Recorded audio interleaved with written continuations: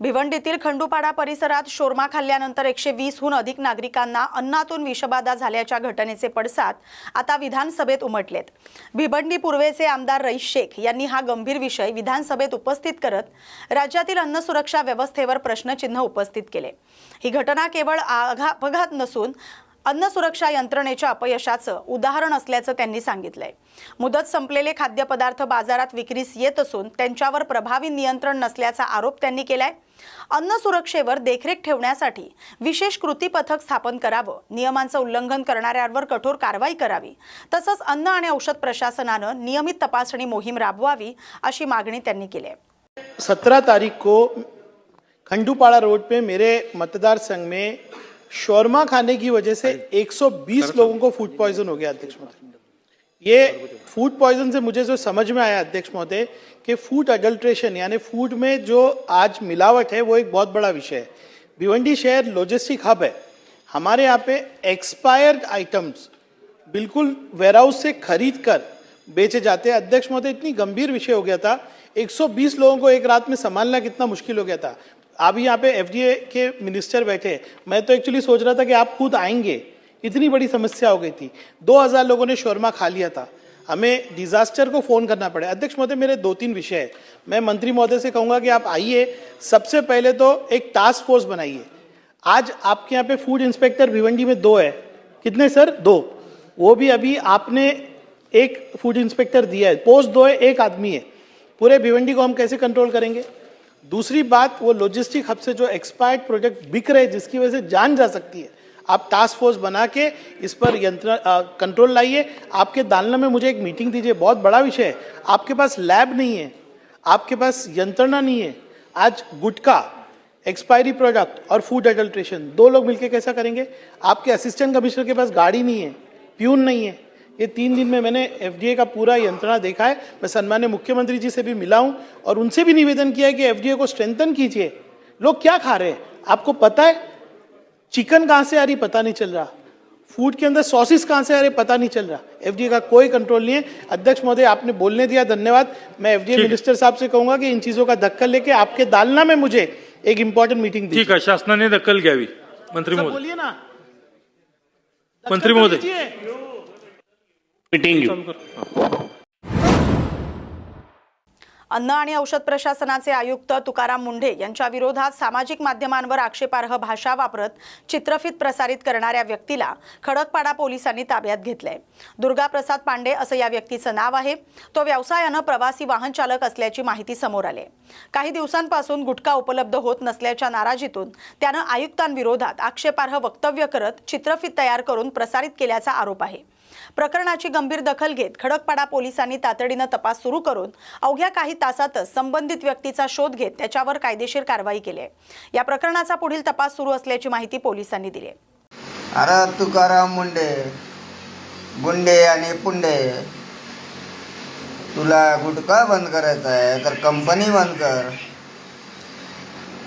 सगळं इंटरनल जे बाहेरून येते, जे आतून जात आहे ते बंद कर। तू बाहेरून जे येते तो तू पानटपरीवाल्यांना, छोटे मोठे दुकानवाल्यांना, टपरीवाल्यांना कशाला त्रास देतोय रे? एवढा मोठा मुंडे आणि गुंडे दाम असेल ना तर मोठा मोठा कंपनी बंद कर ना। आणि जे येतो इथं घेऊन महाराष्ट्रामध्ये त्याला बंद पकड तू। असं 5 कंपनी बंद करून दाखव तू। बिमल, शहनशाह, बाजीराव, अजून काय काय नाव आहे, कमीत कमी 100 नावं असेल, तुम्हाला मोजायला लागेल मग तर।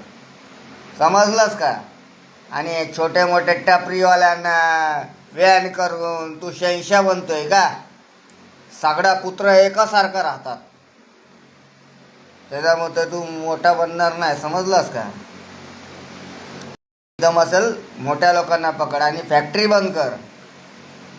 हे 2-3 महिने सगळ्या जगात चालतं। 2-3 महिने गुटखा व्यान हे ते सगळं। एकदम असेल कंपनी बंद करून दाखव, मग तुझा पाय धुवून पिन मी। समजलंस का? मुंडे आणि चुंडे, पाय धुवून पिऊन शपथ घेतो मी। फक्त कंपनी बंद करून दाखव आणि मुंबईमध्ये आणि पूर्ण महाराष्ट्रामध्ये गुटखा आला नाही पाहिजे. उद्धव ठाकरे यांच्या शिवसेनेतून फुटलेल्या 6 खासदारांविरोधात जालन्यात ठाकरे गटाचे पदाधिकारी आक्रमक झाल्याचं पाहायला मिळालं. जालना शहरातील बस स्थानक परिसरात प्रवासी आणि नागरिकांकडून जिल्हा प्रमुख आणि शहर प्रमुखांनी प्रत्येकी 1 रुपयाची भीक मागत अनोखं आंदोलन केलंय. यावेळी बंडखोर खासदारांविरोधात जोरदार घोषणाबाजी करत त्यांचा निषेध नोंदवण्यात आलाय. तसंच खासदारांना निधी देण्यासाठी ही भीक गोळा करत असल्याचं आंदोलकांनी सांगितलंय. दरम्यान खासदार संजय जाधव दिसल्यास त्यांना तोंडघशी पडू असा आक्रमक इशाराही यावेळी शिवसैनिकांनी दिलाय. आज तुम्ही फार आक्रमक झालात, अनोखं आंदोलन केलंय, काय भावना आहेत त्या प्रतिक्रिया? आलं समोर तर तोडवल्याशिवाय स्वस्थ बसणार नाही. संतप्त भावना आहे शिवसैनिकामध्ये, सर्वसामान्य जनतेमध्ये, आणि त्याचा परिणाम आगामी काळामध्ये यांना दिसून येईल. या अर्ध्या जिल्ह्याचा खासदार सुद्धा गद्दार निघलेला आहे आणि त्याला सुद्धा तोडवल्याशिवाय आम्ही स्वस्थ बसणार नाही. बरं, पण आज हे अनोखं आंदोलन केलं हे कशासाठी? हे म्हणजे त्यांची अवकात ह्या जी भीक मिळायला लागली याच्यापेक्षा पण बदतर आहे. त्याला भीक जी सामान्य जालना जिल्ह्यातून मिळाल ती त्यांना आम्ही पाठवणार आहे, त्याची व्यवस्था करणार आहे आणि त्यांना त्या 100 कोटी रुपयाच्या वरते हे पैसे पोहोचवण्याचं काम आम्ही करणार आहे. आज तुम्ही लोकशाही जिवंत ठेवण्यासाठी अनोखं आंदोलन करताय, कसं काय वाटतं? लोकशाही जिवंत तुम्ही ठेवू शकता का? लोकशाही जिवंत ठेवण्याची जबाबदारी वंदनीय शिवसेना प्रमुख बाळासाहेब ठाकरे यांनी शिवसैनिकांवर दिलेली आहे. 80% समाजकारण, 20% राजकारण या माध्यमातून आम्ही काम करत आलेलो आहे. वंदनीय शिवसेना प्रमुख बाळासाहेब ठाकरे आणि शिवसेना पक्ष प्रमुख या महाराष्ट्राचे कुटुंब प्रमुख उद्धव बाळासाहेब ठाकरे आणि युवा सेना प्रमुख आदित्यजी ठाकरे साहेब हे लोकशाही जिवंत ठेवण्यासाठी सक्षम आहे.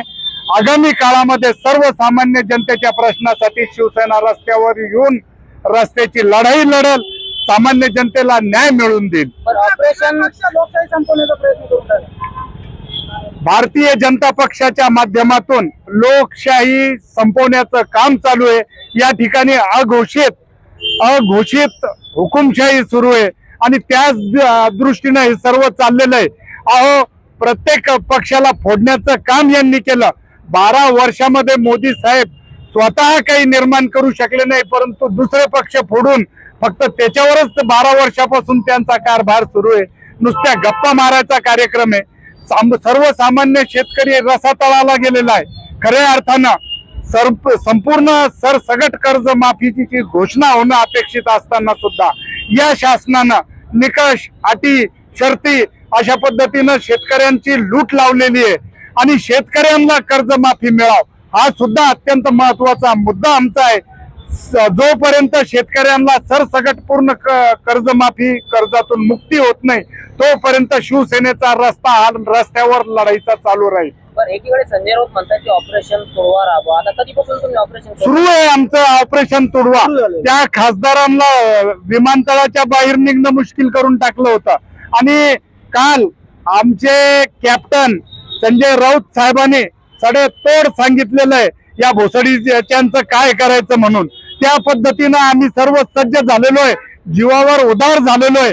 कोणाला किती गोळ्या किती काय मारायचे मारा, आम्ही त्याच्यासाठी तयार आहे. परंतु ही लोकशाही मरू देणार नाही आणि शिवसेना प्रमुखांचे विचार ही तळागाळातल्या सर्वसामान्य जनतेच्या आणि घरापर्यंत पोहोचण्याचं काम आम्ही घेतलेलं आहे.